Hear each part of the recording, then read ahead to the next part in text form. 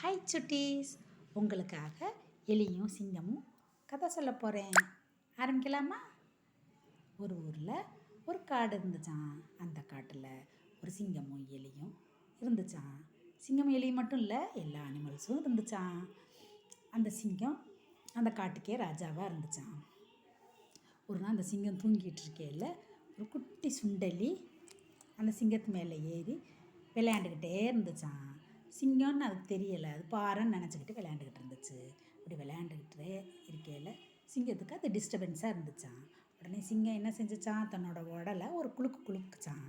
உடனே எலி கீழே விழுந்துருச்சான். அப்போ தான் பார்த்தான், ஐயோ நம்ம பாறைன்ல நினச்சி விளையாண்டுட்டு இருந்தோம், அது அனிமல் போல இருக்கே, என்னன்னு பார்த்தா அது சிங்கம் அப்படிங்கிறதே அப்போ தான் எலிக்கு தெரிஞ்சிச்சான். உடனே பயந்து போய், சிங்கராஜா தெரியாமல் நான் விளையாண்டுட்டேன், நான் பாறைன்னு நினச்சேன்,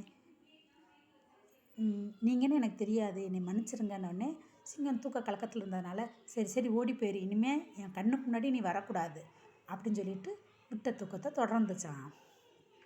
கொஞ்ச நாள் இப்படி போய்கிட்டே இருந்துச்சான். அப்போ ஒரு நாள் என்னென்னா, ஒரு வேடன் வந்து வலை விரிச்சிருந்தானா, அதில் அந்த சிங்கம் மாட்டிக்கிருச்சான். மாட்டினோடனே ரொம்ப கோபத்தில் பயங்கரமாக கர்ஜிச்சிச்சான். இங்கிட்ட அங்கிட்டும் உலாத்துச்சான், நடந்துச்சான், டென்ஷன் ஆகி இது பண்ணிச்சான். அப்போ எல்லா வலையும் அது மேலே நல்லா சுற்றிக்கிருச்சான். இதோட கர்ஜிக்கிற சத்தத்தை கேட்டு எல்லா அனிமல்ஸும் சிங்கத்துக்கு முன்னாடி வந்து நின்றுச்சான். என்ன செய்கிறதுன்னு தெரியாமல் எல்லாமே கையை காலை பிசைஞ்சுக்கிட்டு ரொம்ப தவிப்பாக நின்றுக்கிட்டு இருந்தாங்களாம்.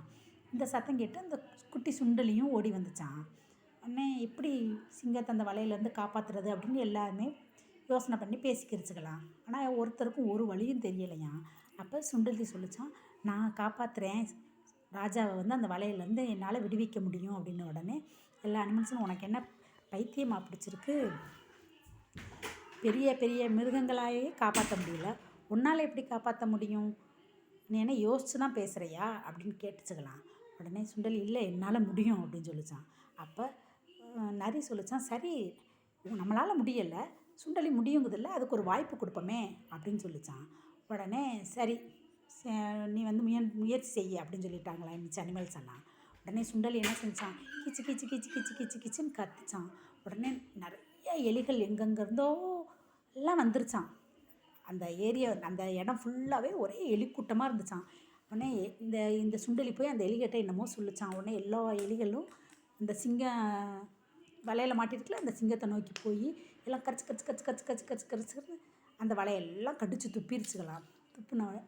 துப்பின உடனே அந்த சிங்கத்து மேலே இருக்க எல்லா வலையும் தூளாக போயிடுச்சான். இப்போ சிங்கம் எந்திரிச்சுன்னொடனே உடம்புல இருக்க வலையெல்லாம் அப்படியே தூளாக கீழே விழுந்துருச்சான். சிங்கம் கம்பீரமாக எந்திரிச்சு நின்றுச்சான். உடனே எல்லா அனிமல்ஸுக்கும் ஒரே சந்தோஷமாயிடுச்சான். பரவாயில்லையே, எலி சுண்டலியாக இருந்தால் கூட எவ்வளோ அறிவாக யோசித்து இந்த வலையை கடித்து துப்பி அந்த வலையிலேருந்து சிங்கத்தை காப்பாற்றிருச்சு அப்படின்னு சொல்லிட்டு எல்லாம் சந்தோஷமாகி கை தட்டி பாராட்ட தெரிவிச்சுக்கலாம். சிங்கமும் சுண்டலியை கூப்பிட்டு ரொம்ப நன்றி சொல்லிச்சான். உடனே சுண்டலிக்கு ரொம்ப சந்தோஷமாயிருச்சான். குட்டிகளா, இதுலேருந்து என்ன தெரியுது, நம்ம ஒருத்தரை வந்து உருவத்தை வச்சு அவங்களோட திறமையை வந்து மதிப்பிடக்கூடாது, ஓகேவா? உருவு கண்டு எல்லாமே வேண்டும், சிறு துரும்பும் பல்குத்த உதவும், கடுகு சிறுத்தாலும் காரம் குறையாது. அதனால் உருவத்தை வச்சு ஒருத்தரோட திறமையை மதிப்பிட முடியாது.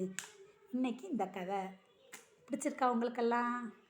ஓகே, நாளைக்கு இன்னொரு கதையோடு உங்களை சந்திக்கிறேன். பாய்.